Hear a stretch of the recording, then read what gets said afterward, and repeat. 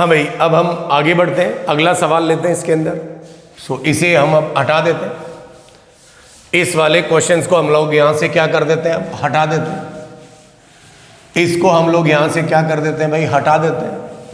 चलिए, next we are moving further.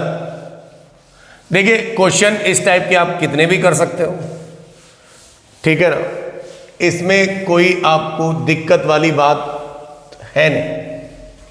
चलिए, तो फिर अब हम बात करते हैं कि भाई जब भी हम ट्रिग्नोमेट्री रेशियो पढ़ते हैं तो इसमें हमें कुछ ऐसे पॉइंट्स होने चाहिए, ऐसे क्लू पॉइंट्स होने चाहिए जहां से हम लोग क्वेश्चन को क्या करें, स्टार्ट दे सके। क्वेश्चन को कैसे स्टार्ट दें कि कैसे क्वेश्चन हमारा आगे बढ़े। इज इट क्लियर और नॉट? इस प्रकार से हमें ये बातों का ध्यान रखना पड़ेगा कि भाई कुछ ऐसे पॉइंट्स हमारे दिमाग में होने चाहिए जिसकी वजह से हम किसी भी क्वेश्चंस को क्या करें, उठाएं और उसे सिंप्लीफाई करें। उठाएं मतलब सॉल्व करना स्टार्ट करें तो कई बार हमें आइडिया ही नहीं लगता है कि यार इस क्वेश्चन में करें क्या। सबसे पहली बात, ट्रिग्नोमेट्री में भी यही बात होती है और बाकी जगह भी यही बात होती है। बात मेरी समझ में आ रही है कि नहीं आ रही है? ऐसा कुछ हमें मिल जाए कि जिसकी वजह से हम लोग क्वेश्चन को स्टार्ट दे सकें, क्वेश्चन को आगे फर्दर सॉल्व करने की कोशिश कर सकें कि भाई किस हिसाब से क्वेश्चन को आगे बढ़ाया जाए। करेक्ट? मतलब मैं यहां पर एक हेडिंग लगा देता हूं। एक हेडिंग ये है कि before solving trigonometric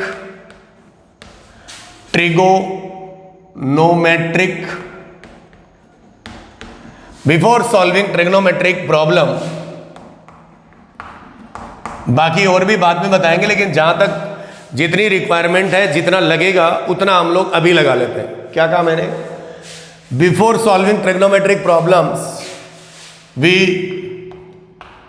we remember some points in our mind।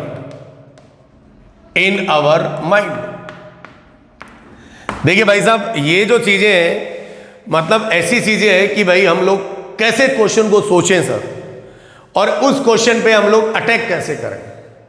What is the condition या फिर हमारी लाइन ऑफ थिंकिंग क्या होगी कि उस क्वेश्चन को हम लोग क्या करें, सोचें कि भाई एक क्वेश्चन हमारा यहां से स्टार्ट होगा और हम इस क्वेश्चन को ऐसे डील करेंगे। क्या मेरी बात समझ रहे हैं? तो भैया मेरा पहला डायलॉग है कि चाहे वो कहीं भी हो, चाहे वो लॉग का हो, चाहे वो बेसिक मैथ्स का हो, चाहे वो क्वाड्रेटिक का हो, चाहे कहीं का भी हो, मैं उन बच्चों के लिए बता रहा हूं जिनके दिमाग में कुछ भी नहीं आता है कि हम क्वेश्चन की शुरुआत इफ से करते हैं। इफ मतलब यदि ऐसा है तब बताइए कैसा होगा। तो क्वेश्चन की शुरुआत कहां से होगी? इफ से होगी। सही बात है। तो पहला फंडा यही है सीधा सीधा कि पहला पॉइंट ये है कि वी स्टार्ट आवर सॉल्यूशन या we start our question from where if condition is given,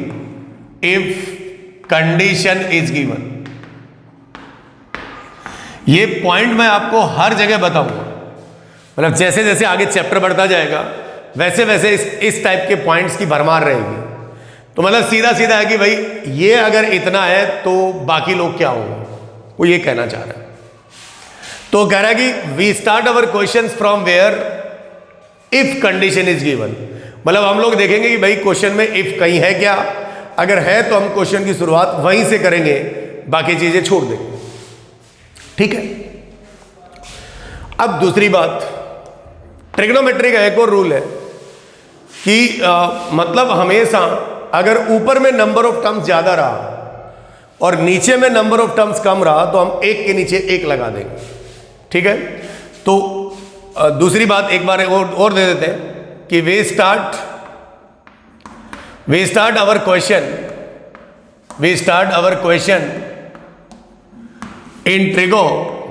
in T ratio We start our question in T ratio from where higher power is given, higher power is given या फिर complex form is given, complex form is given.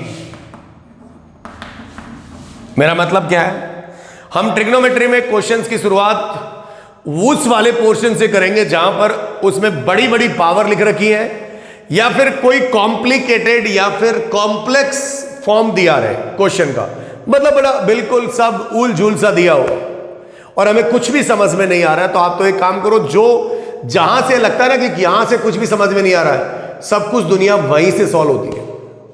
ये बात याद रखिए। अगर हमें लगता है कि हमें यहां से कुछ भी नहीं समझ में आ रहा है और हमें कुछ लग ही नहीं रहा है, जहां से नहीं लग रहा, जो मोस्ट कॉम्पैक्ट फॉर्म दिखे या कॉम्प्लेक्स फॉर्म दिखे, वहीं से आप क्वेश्चन को पकड़ लो। तो बोले साहब पकड़ लेंगे, लेकिन फिर उसे सॉल्व कैसे करेंगे? हाँ सही बात है, सॉल्व कैसे करेंगे? तो अगर हायर पावर है तो अलजेब्रा लगा के उसको लोअर पावर में कन्वर्ट कर लाइए। क्या कहा उसने? We start our questions in T ratio from where higher power is given और complex, not compel, complex form is given and we convert that complex form into easier form using algebra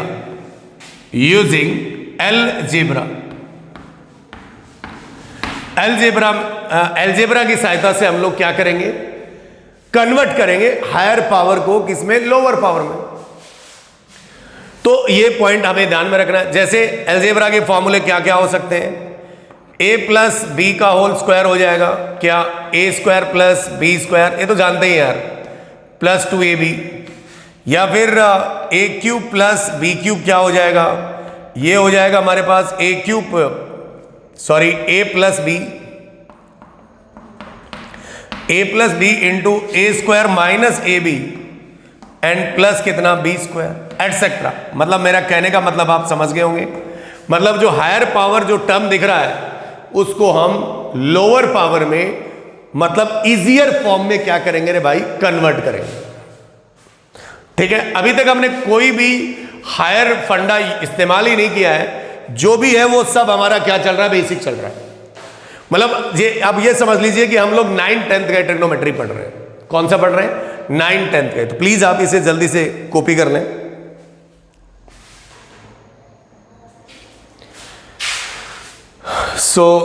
ये हमारा दूसरा point हो गया। बोले साहब कैसे करते हैं वो तो बताइए। तो मैं अब कुछ बात आपके सामने यहां रख रहा हूं।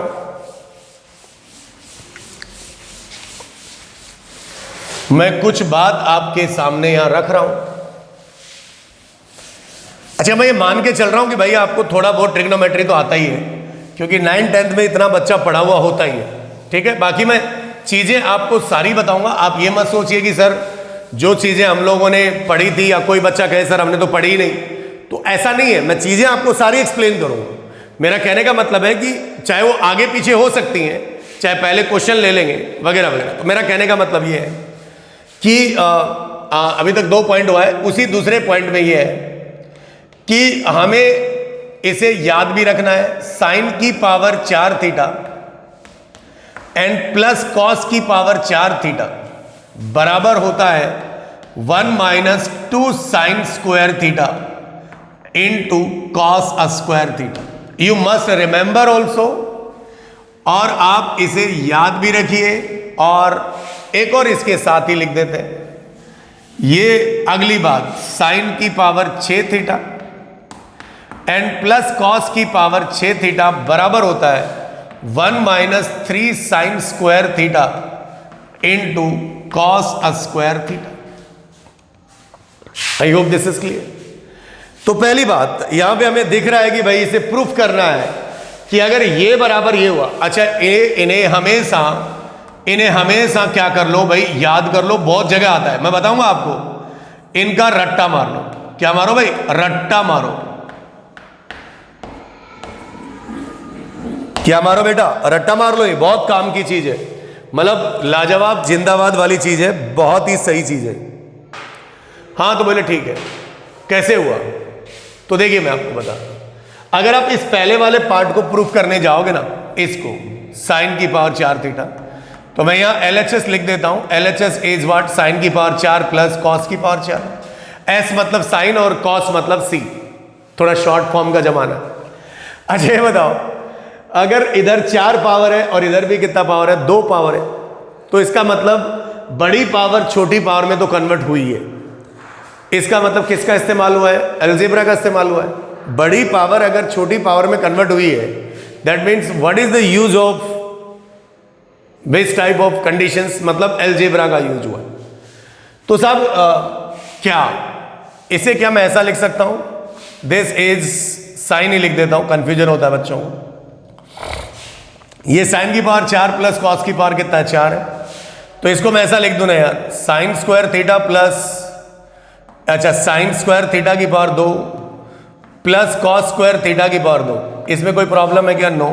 इस अंदर वाले को a मान लूं, इस अंदर वाले को b मान लूं, तो आप मुझे बताइए कि क्या ये a square plus b square होगा? हाँ होगा।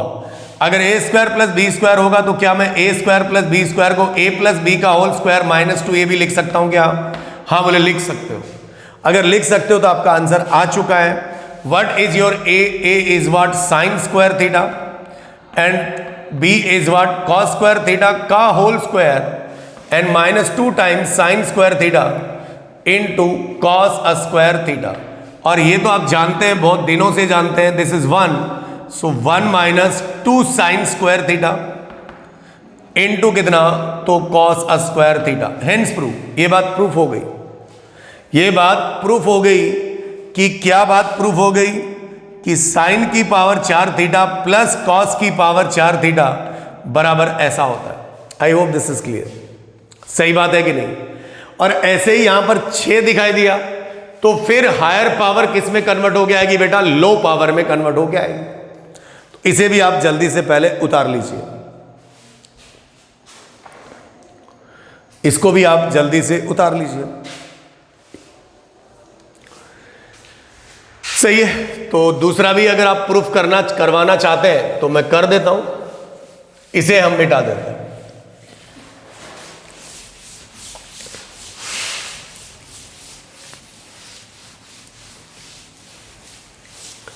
सेकंड क्वेश्चन को हम लोग लेते हैं। सेकंड क्वेश्चन हमारा क्या था भाई?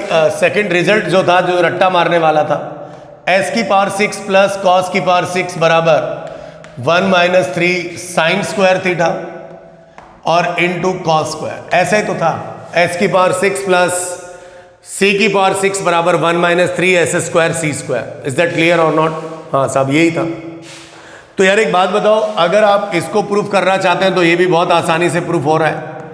इसे मैंने लिख दिया साइन स्क्वायर थीटा की power 3 plus cos square theta की पावर कितना? 3। तो ये अंदर वाले को फिर से मैंने क्या माना? a माना, और इसको क्या माना? b। तो what is this formula? a cube plus कितना? b cube. बताइए भाई, a cube plus b cube कितना होता है बाबा? a cube plus b cube होता है a प्लस b, और into a square minus A B plus कितना? b square. तो एक क्या था? Sine square theta plus cos square theta, ये 1 हो गया। इंटू ए स्क्वायर मतलब क्या था? इसका स्क्वायर, तो ये साइन की power 4 theta minus A sine square theta into cos square theta, और प्लस कॉस की पावर कितना हो गया? 4 थीटा।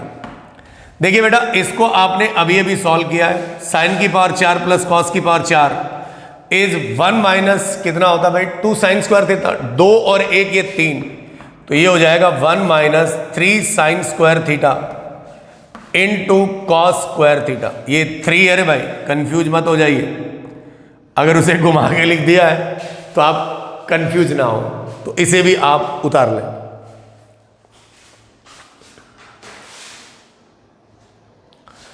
इसे भी आप उतार लें। तो मेरा कहने का मतलब ये भाई सीधा सीधा कि अगर हायर पावर है तो उसको हम लोग लोअर पावर में कन्वर्ट कर सकते हैं using by the help of algebra. Algebra की सहायता से हम उसे क्या कर सकते हैं, कन्वर्ट कर सकते हैं। सो प्लीज इसे भी आप नोट डाउन कर लें।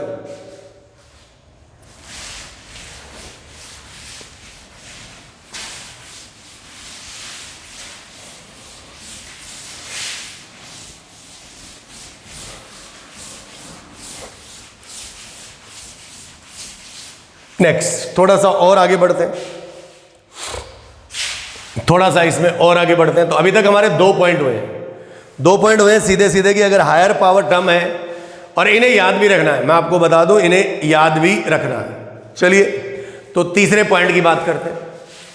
अगर तीसरे पॉइंट में हमारे पास ये है कि अगर ऐसे टर्म हो, ये टर्म है भाई, ये एक टर्म है, ये टर्म है, ये भी टर्म है, ये भी टर्म है और चलता जा रहा है, ऊपर में नंबर ऑफ टर्म ज्यादा और नीचे में number of terms come.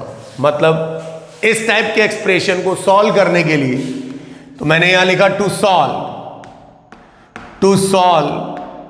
This type of expression क्या करेंगे, एक के नीचे एक, ये इसके नीचे, ये इसके नीचे, ये इसके नीचे, ये इसके नीचे, तो this by this plus this by this plus this by this plus this by this and up to so on. And यहां भी लिख देता हूं अप टू सो ऑन। मतलब कितने भी हो उससे कोई फर्क नहीं पड़ता, उससे कोई फर्क नहीं पड़ता। जैसे मान लीजिए मैं एक और बात बताऊं इसी में, इसका उल्टा हो जाए, दैट मीन्स 3 के बाद चौथा। अगर मान लीजिए ऊपर में ऐसा हो जाए, ऐसा, तो भैया इस टाइप का एक्सप्रेशन सॉल्व करने के लिए देखिए चाहे कुछ भी हो जाए, ऊपर में आपको नंबर ऑफ टर्म्स क्या चाहिए, ज्यादा चाहिए। तो इस केस में मैंने लिखा we should increase the number of terms in numerator। हाँ भाई अगर ऐसा है तो भी हमें ऊपर में नंबर ऑफ टर्म्स चाहिए। We should increase the number of terms in numerator before solving. भाई अगर एक आध स्टेप लिख भी दी तो कौन सा तीर मार दोगे, लेकिन सॉल्व करने से पहले हमें ऊपर में नंबर ऑफ टर्म्स क्या चाहिए, ज्यादा चाहिए। एक ये करना ही है, मतलब अगर आप ऐसा नहीं करेंगे तो आपका सवाल फंसेगा। तो फिर बोले sir how to increase the number of terms in numerator. तो फिर मैंने यहां लिखा we increase the number of terms, the number of terms, we increase the number of terms in numerator by using rationalization,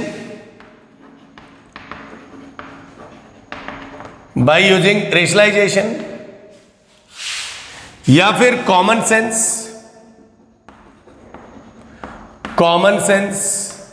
या फिर difference method. कौन सा method है बाबा, डिफरेंस मेथड। सर ये डिफरेंस मेथड क्या होता है ये भी आपको एक्सप्लेन किया जाएगा, लेकिन अब ये देखते हैं हम लोग कि अगर ऊपर में नंबर ऑफ टर्म्स कम हुआ, नीचे में ज्यादा हुआ तो कैसे डील करेंगे। तो आप इसे उतार लीजिए एक बार जल्दी से, फास्ट, फटाफट इसे उतार लीजिए।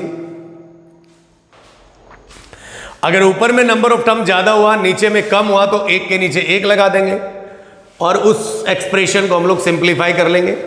लेकिन अगर नीचे में नंबर ऑफ टर्म ज्यादा हुआ, ऊपर में क्या हुआ, कम हुआ, तो definitely we should increase the number of terms in what, numerator.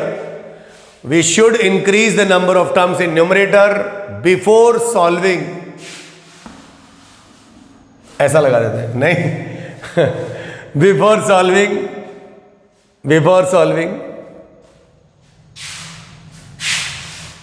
Solving और we increase before solving question लिख देते हैं। ठीक है ना भाई। और फिर इसमें आगे लिखा है कि we should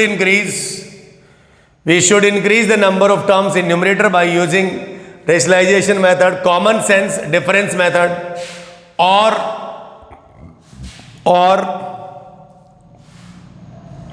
using standard results of trigonometry. Use standard results of trigonometry. I hope this is clear. तो अगर आपने इसको उतार लिया है तो देखिए आपने ये चीज फिजिक्स में भी सीखी होगी। जब फिजिक्स में आपको बेसिक मैथ्स में आपके टीचर इंटीग्रेशन या डिफरेंशिएशन पढ़ाते हैं तो क्या करते हैं कि इस टाइप की सिचुएशन वहां भी आती है। तो बोले सब कैसे आती है जरा बताइए। तो मैं आपको देखिए बताता हूं, मैं आपको बताता हूं। मान लीजिए आपने ये पहली बार नहीं है कि आपने इसका इंटीग्रेशन देखा, इसका मतलब इंटीग्रेशन नाम आपने पहली बार तो नहीं सुना होगा। अगर आईटी की तैयारी कर रहे हो तो डेफिनेटली आपने इंटीग्रेशन का नाम सुना होगा, या 12th कर रहे हो तो भी आपने इंटीग्रेशन का नाम सुना होगा। फिजिक्स वालों को जरूरत पड़ती है स्टार्टिंग में, मैथ्स वालों को तो पढ़ती है आगे चल के, इंटीग्रेशन उन्हें पढ़ना ही पढ़ना है। लेकिन आप किसको भी जरूरत पड़ती है भाई? फिजिक्स वालों को जरूरत पड़ती है। तो जैसे मान लीजिए आपको एक सीधा सा एग्जांपल दिया, मान लीजिए मैं इंटीग्रेशन पे एग्जांपल लेता हूं, आई बराबर, मान लीजिए हमारे पास ऐसा दे दिया उन्होंने, ऐसा कैसा, x plus x square divided by x दे दिया। इसका इंटीग्रेशन करना है तो बहुत आसान है सर, कौन सा सवाल तगड़ा दे दिया आपने? नहीं, आसान तो है। ऊपर में नंबर ऑफ टर्म 2 है, नीचे में 1 है, 1 के नीचे 1 लगा दिया, x बाई एक्स dx।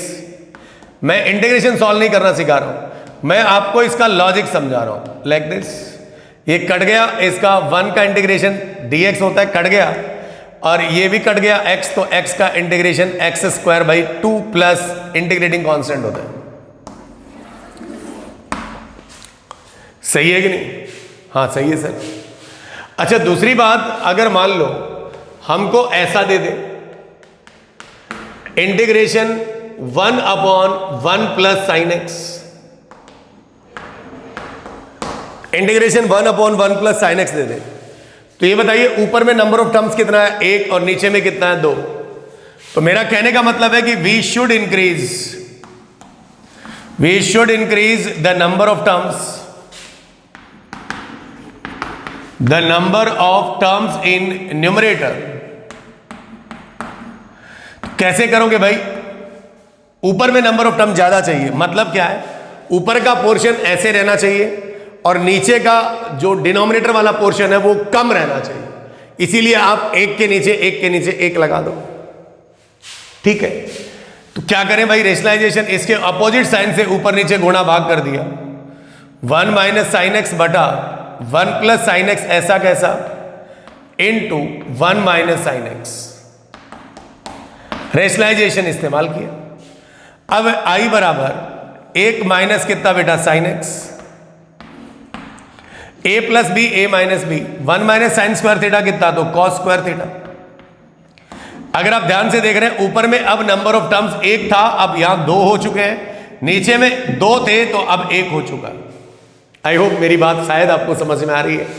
तो अब हम 1 के नीचे 1 को लगा देते हैं, तो ये इंटीग्रेशन 1 बटा cos square x is sec square x dx and minus integration sine by cos tan x into sec x dx। ठीक है भाई, तो इसका इंटीग्रेशन होता कितना है? इसका इंटीग्रेशन कितना होता है भाई? tan x into sec x का, तो सेक एक्स का डिफरेंशिएशन होता है ना, सेक स्क्वायर एक्स का इंटीग्रेशन कितना? तो tan x minus tan x into sec x का इंटीग्रेशन कितना होता है भाई? फॉर्मूले तो आपने पढ़े ही होंगे। तो उल्टा सोचो कि किसका डिफरेंशिएशन होता है? Sec x into tan x किसका होता है? सेक एक्स का होता है। तो tan x minus sec x plus कितना? इंटीग्रेटिंग कांस्टेंट c मिल गया। क्या मिल गया? c मिल गया। tan x into sec x का डिफरेंशिएशन माइनस सेक एक्स, मतलब ये माइनस तो यहां वाला आ गया, और ये कितना हो गया? अच्छा tan x का डिफरेंशिएशन कितना? Sec square x. Sec x का डिफरेंशिएशन कितना? Sec x into tan x। उल्टा करके भी आप वेरीफाई अपने, अच्छा मेरे को यहाँ इंटीग्रेशन सिखाना नहीं है अभी आप लोगों को। इंटीग्रेशन तो इतना आप लोग फिजिक्स वाले की मदद से भी जानते हैं। मेरे को यहाँ आइडिया सिखाना है कि जब ऊपर में नंबर ऑफ टर्म ज्यादा होगा, नीचे में कम होगा, तो हम एक के नीचे एक का इस्तेमाल करेंगे। तो प्लीज इसे भी आप उतार लीजिए, इसे भी आप उतार लीजिए। डिफरेंस मेथड क्या होता है वो सारी बातें मैं आपको आगे चल के सब समझाऊंगा, बस आप तो चीजों को नोट करते जाइए। आप तो चीजों को क्या करते जाइए भाई, नोट करते जाइए।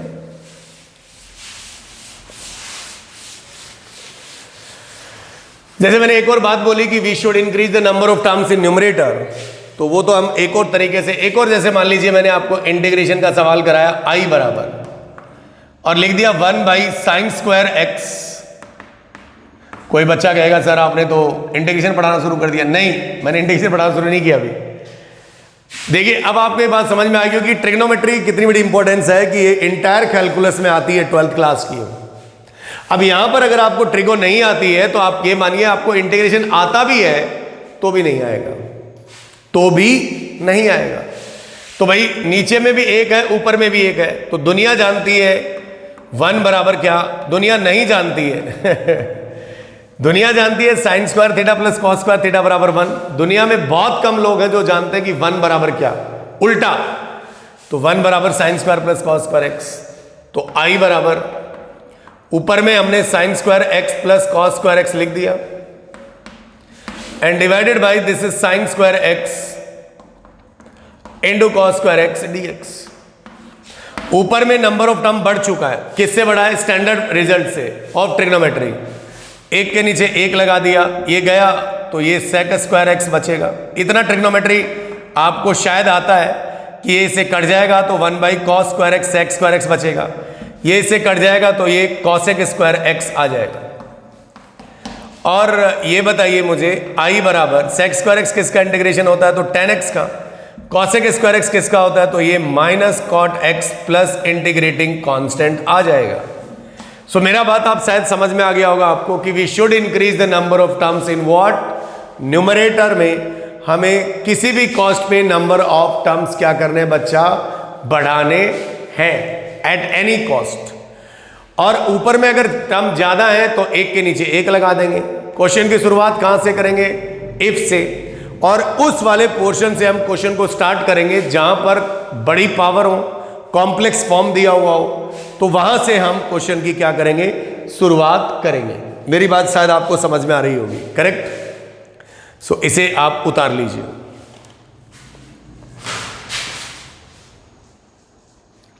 इसे आप उतार लीजिए। सो अगली बात कर लेते हैं हम लोग। हालांकि पिछली क्लास में मैंने एक बात बताई होगी कि मतलब √x² को, ये तो मैं बता भी चुका हूं। अगला पॉइंट अगर बात करें, √x² का मतलब होता है mod x। तो ये बताइए मुझे, अगर ऐसा लिखा हुआ है sec²x, तो इसको हम लिखेंगे mod sec(x). क्या लिखेंगे, mod sec(x). ये तो मैंने शायद इंपॉर्टेंट पॉइंट में आपको लास्ट से लास्ट क्लास में बता दिया था, जो लास्ट से लास्ट क्लास थी उसके अंदर मैंने आपको बता दिया था। शायद ये बात भी मेरी क्लियर हो रही होगी। तो एक काम करते हैं, एक आध सवाल कर लेते हैं। क्या कर लेते हैं भाई, सवाल कर लेते हैं। एक आध सवाल और कर लेते हैं। जितनी बातें हमने बोली हैं उन बातों पे अगर एक आध सवाल हो जाए तो फिर ठीक रहेगा। क्या रहेगा भाई, ठीक रहेगा।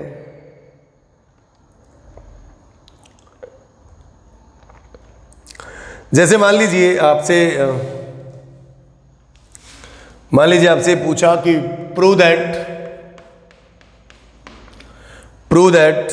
1/sec(a - tan a), मतलब ये एलिमेंट्री क्वेश्चन चल रहे हैं अभी, -1/cos a बराबर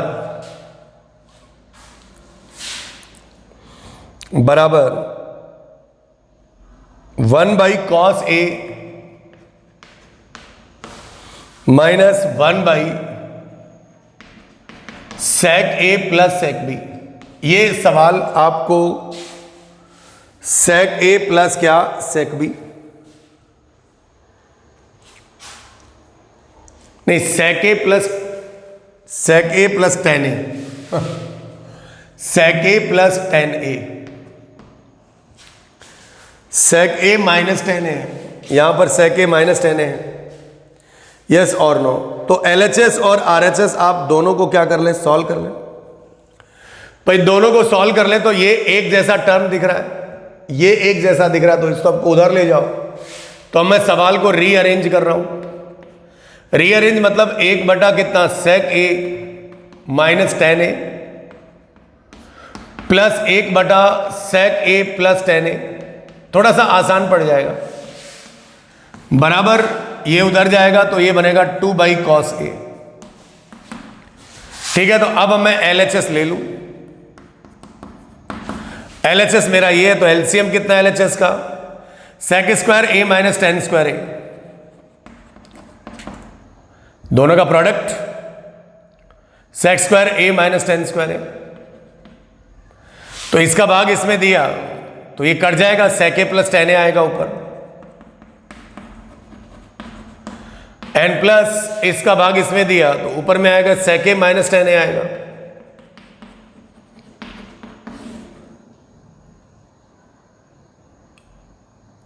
ऊपर में तो आएगा ही पूरे में,